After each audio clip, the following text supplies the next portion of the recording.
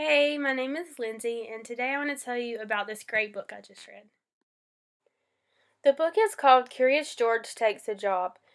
If you have ever read another Curious George book, you know George is a very curious little monkey. He is always getting himself into trouble. This story is no different. George lives in a zoo until one day when he took the keys from the zookeeper. When the zookeeper was not paying attention, George escaped from the zoo. He ended up in a big city where he was lost. He was a little monkey in the huge city, and he decided to go exploring. George also wanted to look for his friend, the man with the yellow hat. He ended up in a kitchen where he spilled a huge pot of spaghetti. The cook told him he had a job for him.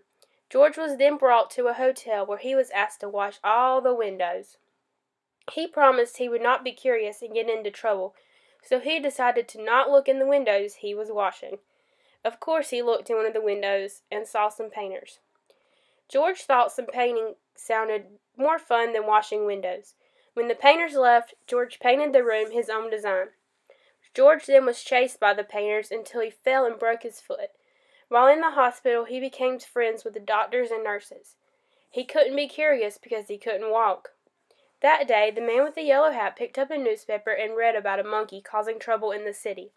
He set off to look for George. What happens next is up to you to find out. Will George find more trouble to get into? And will the man with the yellow hat find George? Read and find out.